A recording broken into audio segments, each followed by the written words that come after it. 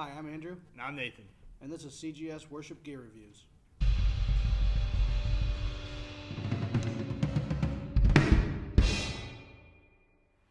So I went to Guitar Center on Black Friday looking for the cheapest telly they had. New.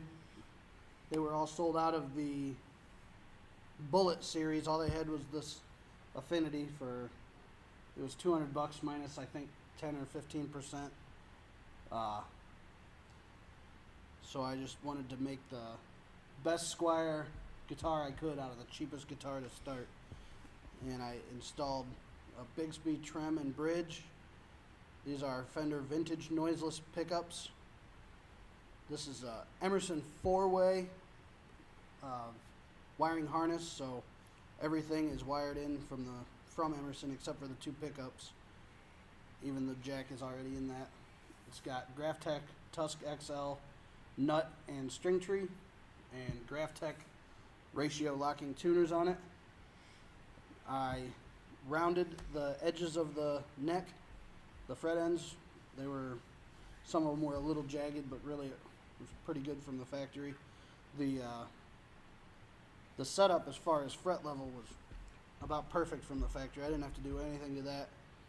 When I was installing it, I did have to kind of remachine on this plate a little bit to get my bridge turned far enough to get intonation, which I had kind of anticipated going into it, that it wasn't going to line up just quite right. But Which you did try doing with the old bridge, right? And I did try not using this bridge. Yeah, I tried using the one that came on the Fender or the Squier because it has there's no holes, no through holes for the strings, so the strings come through the back. But it was binding too badly. It was not holding tune at all. So I did wind up going with the Bigsby bridge on it. And pretty pleased with the way it turned out. All told, it was Black Friday when I bought everything for it. I think I bought everything on Black Friday. It still wound up being right around $750 for everything.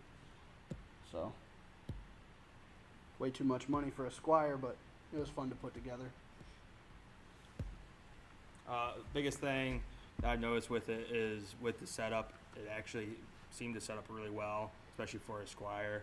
I mean, there is no fret buzz at all, especially with the pickups he put in, very silent. I mean, everything turned out actually really well. It feels great to play.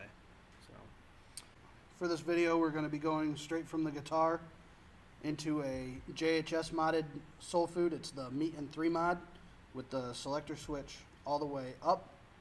The meat mod, or the meat knob rather, about in the middle, about 1 o'clock. Drive at 12:30. Volume at 8 o'clock. Tone at 10 o'clock.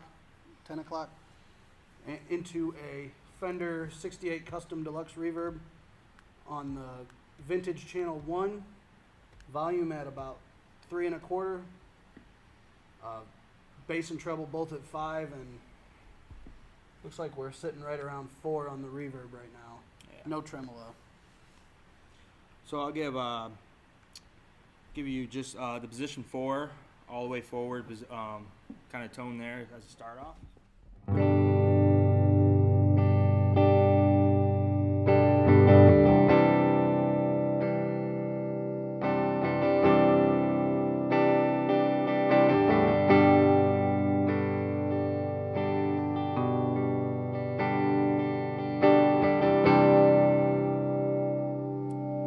Position 3. So that position 4 is both pickups, but in series rather than parallel.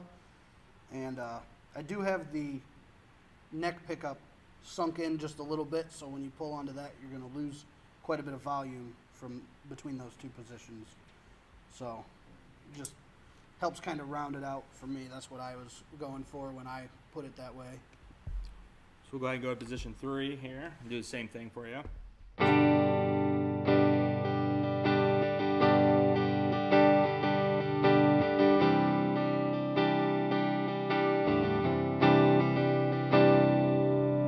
Back to position 4 real quick so you kind of hear a quick comparison. So position 4.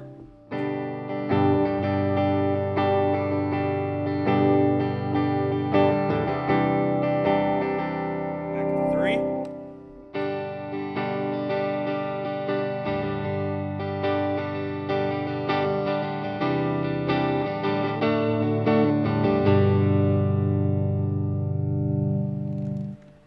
And I would say between 3 and 4, those are my go-to positions that I've been using on it.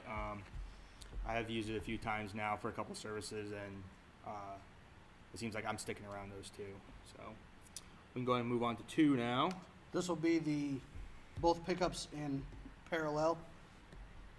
So I think that it doesn't make any sense, but it actually seems like it drives a little harder than in the series mode.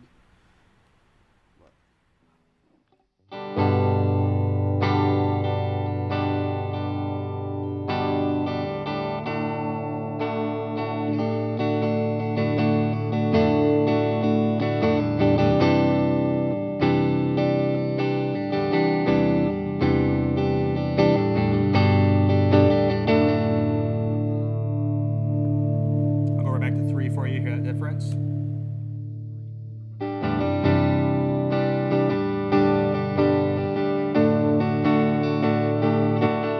Back to 2.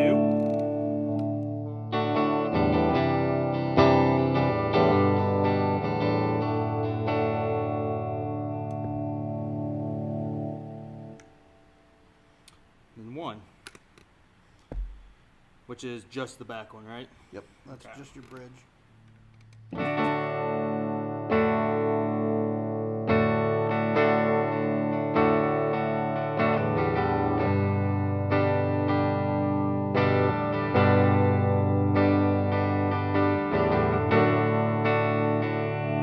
the 2.